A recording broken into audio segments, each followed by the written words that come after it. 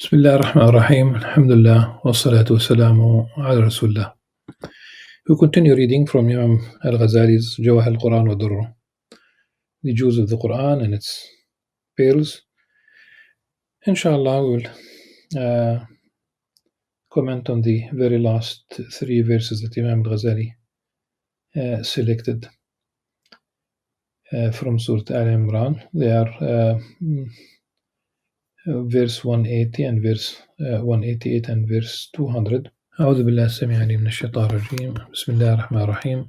ولا يحسبن الذين يبخلون بما آتاهم الله من فضله هو خيرا لهم بل هو شر لهم سيطوقون ما بخلوا به يوم القيامة ولله ميراث السماوات والأرض والله بما تعملون خبير. And do not let those who withhold Allah's bounties, think it is good for them. In fact, it is bad for them. They will be leashed on the day of judgment, leashed by their necks on the day of judgment with whatever wealth they used to withhold. And Allah is the sole inheritor of the heavens and the earth. And Allah is all aware of what you do. Allah subhanahu wa ta'ala provided us with ample wealth, sustenance. This universe is to service, this earth is to service. But we should not forget that this life is temporary and we are tested even with what we have been given or with what has been withheld. If we are all on the same level, then probably life on earth would collapse, but some of us would serve others, maybe sometimes phases. And the issue with money, gold, silver, and what replaced them,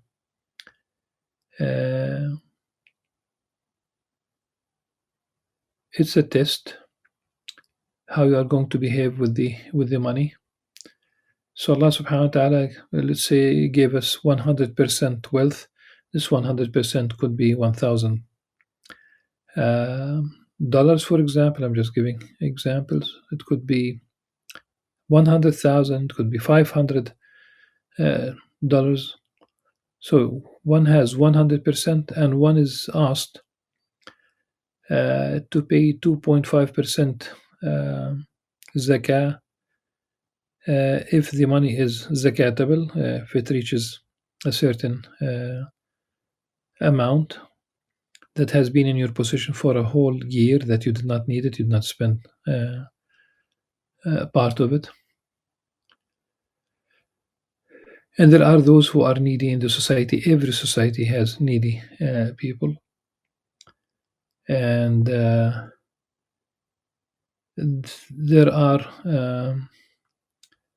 it seems that there are three types of people. Once we talk about giving, there are those who give without being asked. They simply realize that there is a need to give, and they give abundantly. An example of this, Imam Shafi'i, rahimahullah, had 10,000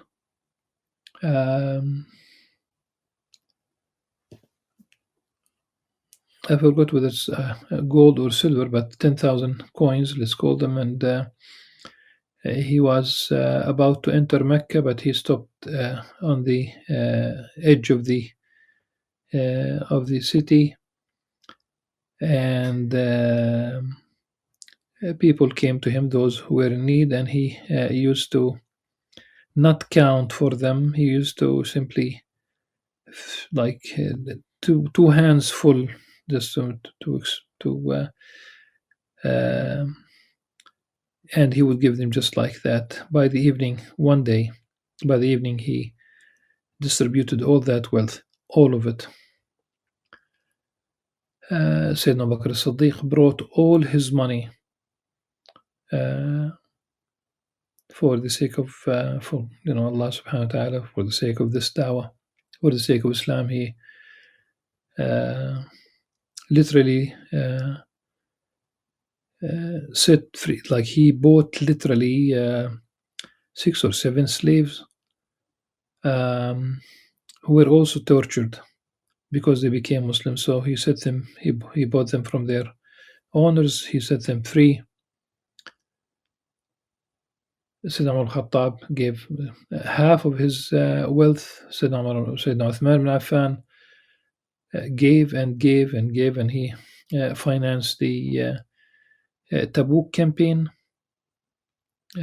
One can give ample examples, but the idea is there are those who give without being asked. Number two, there are those who give once they are asked. And number three, there are those who will not give even if they are asked. And they are the stingy, the misers, the who have a firm grip on money.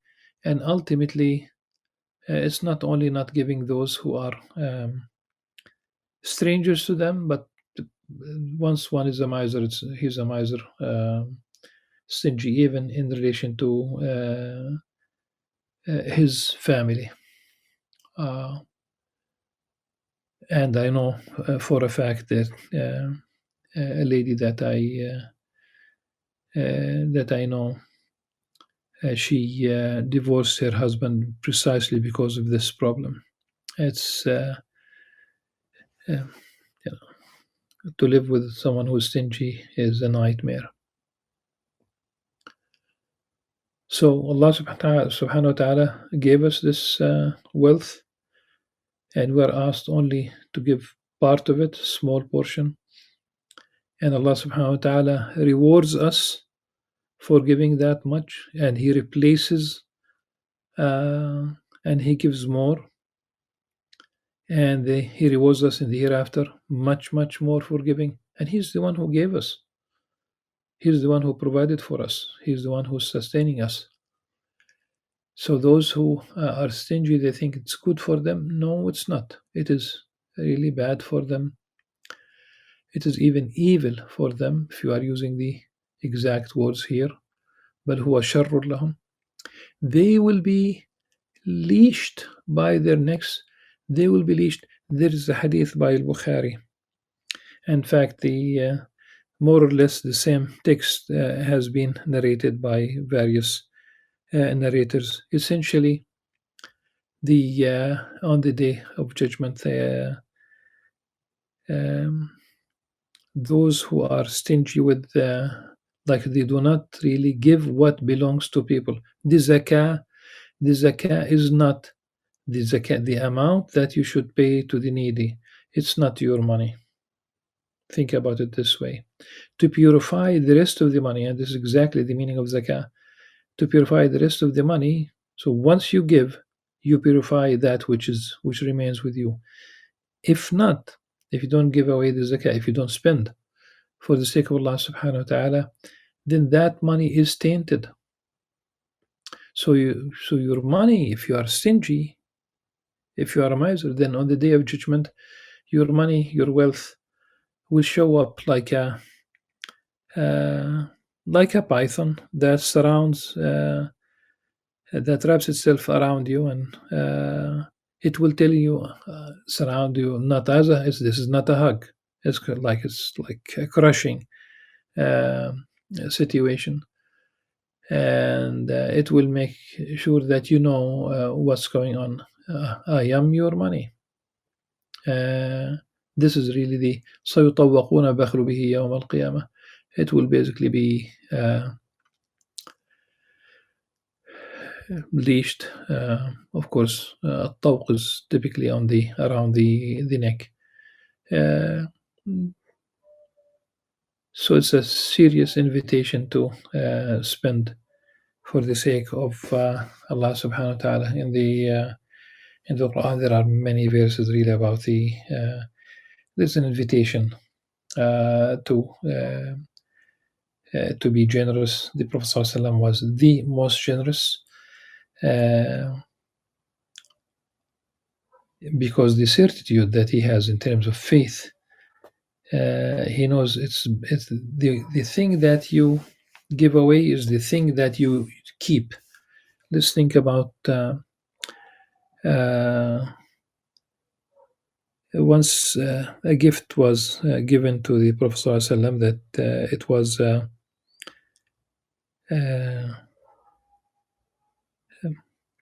a sheep, and he took it to al-Mu'mineen, Lady Aisha radiallahu anha, and he left it with Aisha.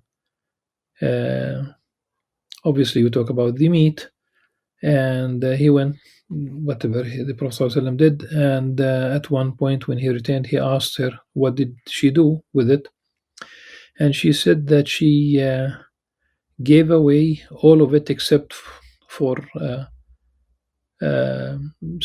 small part of one shoulder that the Prophet ﷺ, is known to have liked, and so she said she kept that shoulder, and the Prophet ﷺ corrected the uh, her statement in the sense of uh, that which she kept is the part that she distributed to the needy. The part that she kept is the part that she will consume, and it is not. So the part you distribute is a good deed. It's not that you shouldn't eat from it. The idea is that what you spend is what you keep on the day of judgment. That's almost um an immediate transfer to your account, if you will. Today there are many forms of money transfer. Uh, I just simply know that there is a Western Union to transfer money, but this is transferring hasanat, transferring good deeds, transferring. The moment you give the needy, the good deeds are immediately recorded uh, on your account, and you will see it on the day of judgment, inshallah. And Allah subhanahu wa ta'ala will multiply whatever you spend for his sake. There are many other verses, for example, from Surah Muhammad sallallahu alaihi wasallam. ها أنتم هؤلاء تدعون لتنفقوا في سبيل الله فمنكم من يبخل ومن يبخل فإنما يبخل عن نفسه والله الغني وأنتم الفقراء وإن تتولوا يستبدل قوما غيركم ثم لا يكونوا أمثالكم. Here you are invited to spend on the path of Allah subhanahu wa ta'ala for the sake of Allah subhanahu wa ta'ala. Some of you will be stingy, they will not spend. But those who are stingy, they are stingy towards their own selves. They think that they are stingy, because people think they are stingy in relation to others, really is in relation to their own selves. Allah subhanahu wa ta'ala is not in need of their wealth. They are indeed. He is the self-sufficient. They are in a state of poverty. Even if they have billions, they are in a state of poverty, but they need to think about it. And if they turn their back, Allah subhanahu wa ta'ala will replace them with other people who will not behave like them. And there are those who would pledge that they will spend for the sake of Allah subhanahu wa ta'ala once Allah subhanahu wa ta'ala gives them, but once He gives them, they will be stingy and they will turn their back. And this is really, they will have, their hearts will be full with hypocrisy until the day they meet with their Lord, because they did not fulfill their promise, because they have lied. They said, if Allah subhanahu wa ta'ala gives us, we'll spend, we'll do this, we'll do that. No, they don't. If you spend, you spend. It is good for you. It's not really like any other act of worship. And since everything belongs to Allah subhanahu wa ta'ala, all that you fight for, all that you keep, all that you store, all that it will stay behind you. And meaning that Allah subhanahu wa ta'ala will ultimately inherit everything in this universe. I use the metaphor simply. I don't know how I got this idea to. I said that the shroud with which we wrap the deceased person, the dead, the shroud does not have a pocket. This is the way you ultimately leave this life. Nothing on you in the sense of monies. You leave everything behind, but you'll still be responsible for everything that you leave. How you have uh, how you have acquired it, and whether you basically paid that which you owe to the needy. And the obligations sometimes they go beyond the obligatory 2.5% on money, gold, silver, and what, and it's 10% on harvested grains on the day they are harvested. It doesn't get very complicated, and then there's a certain way of calculating the zakah for cattle. The next verse is verse 188. لا تحسبن الذين يفرحون بما آتوا لا تحسبن الذين يفرحون بما آتوا ويحبون أن يحمدوا بما لا يفعلوا فلا تحسبنهم بمفازة من العذاب ولهم عذاب أليم. Do not let those who rejoice in their misdeeds and love to take credit for what they have not done think they will escape torment.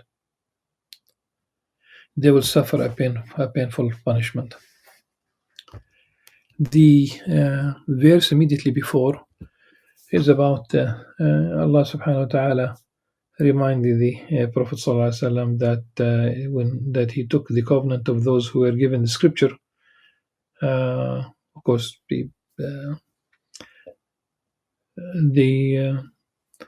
those who came before Islam, to make it known to people and not hide it, not to hide the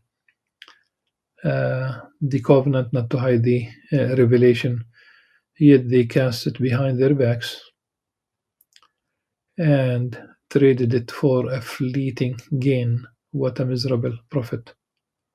So that will contextualize the verse 188. So the people who will rejoice with the praise, and I think the issue of praise in public is problematic. One still needs to introduce speakers, for example, or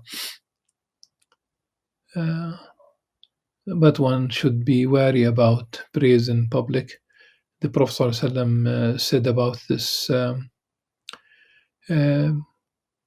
do throw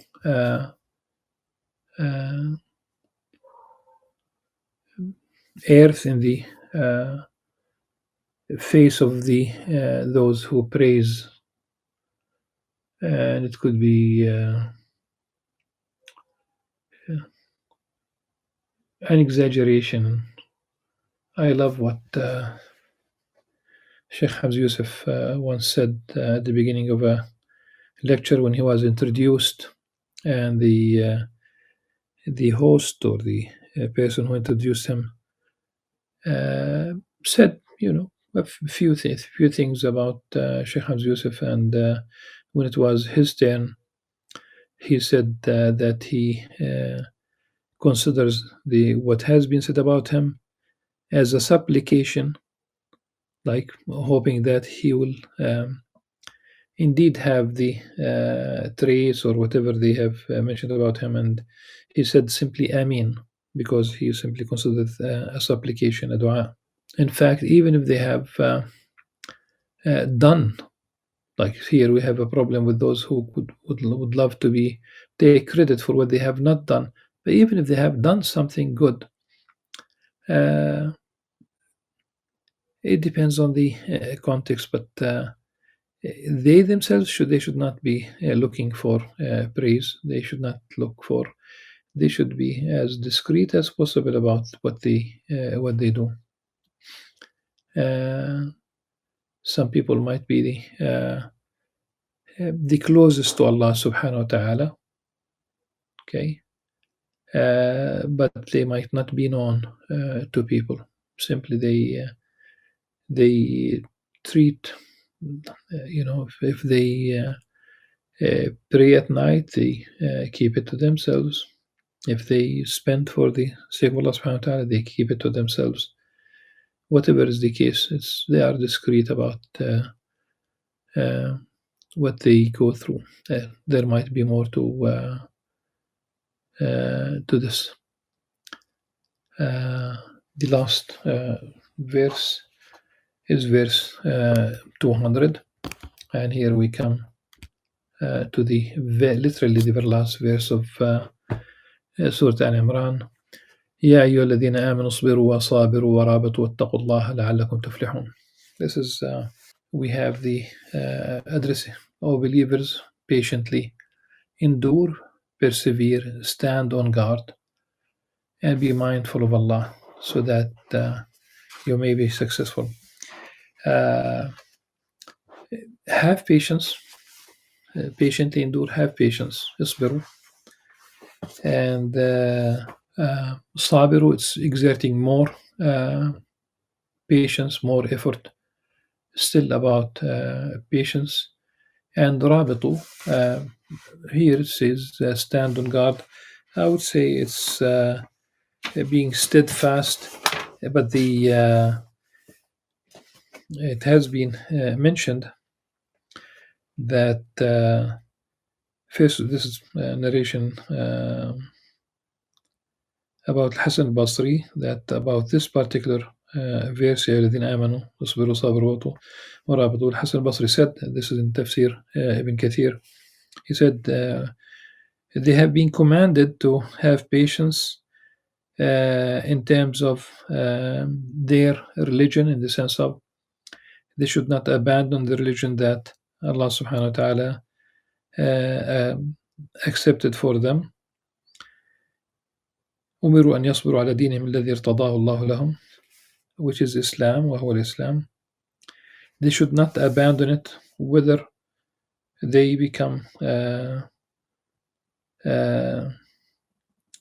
if they do well, if they are comfortable even fine, in every respect, if they are happy, and they should not abandon it even when they so neither for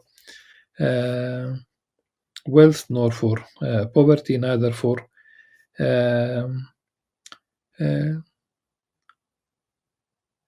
when they are safe, and of course not when they are hurt, until they die in a state of being Muslims. صابروا وأن يصابروا الأعداء, this is being steadfast and facing the enemies. But about the murabata, and I think this is I love the notion of ribat here being associated with places of worship. وأما المرابطة فهي المداومة في مكان العبادة والثبات، وقيل انتظار الصلاة بعد الصلاة. That's but I think the quotation about Hassan al-Basri ends with وأما المرابطة فهي المداومة في مكان العبادة والثبات. So ribat and murabitun and murabitat, as they call them today, in relation to Al-Aqsa Mosque, it's about continuously being present in the place of worship and being steadfast, being that's about it. That's about it. It's not an organization. It's a state. It's a spiritual state to stay in the place of worship, and especially when we talk about Al-Aqsa Mosque, which is subjected to all kinds of policies. Things have changed dramatically. To the it's worse than before, and all these restrictions about the Muslim worshippers not being able to go to Al-Aqsa Mosque freely. People are harassed. Younger people are systematically prevented from entering there are certain hours when the settlers are allowed inside the courtyards of Al-Aqsa Mosque.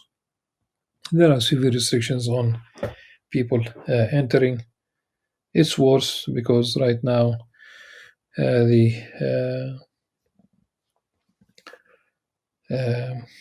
extremist minister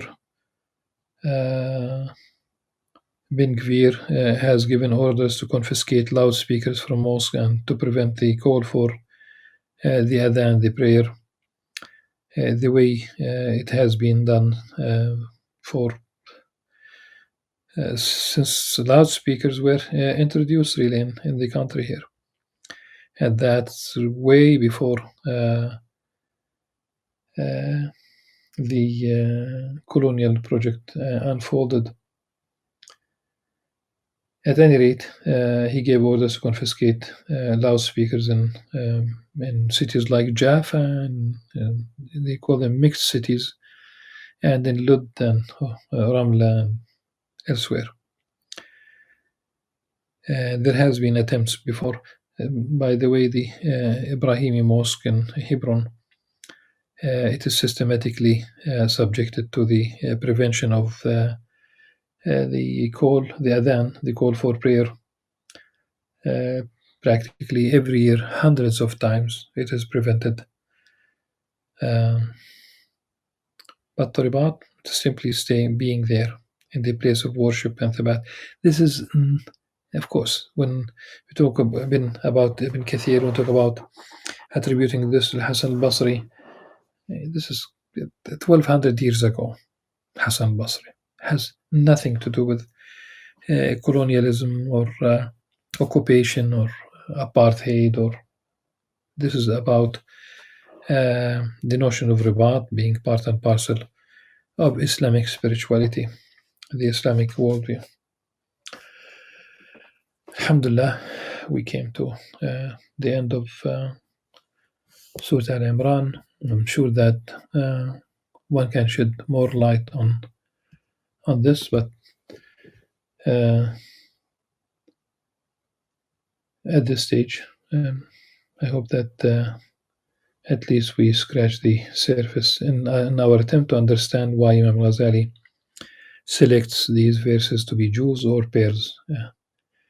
The next reading, inshallah, will be from Surah An-Nisa. And he selected, Imam Ghazali rahimahullah, 59 verses from this surah.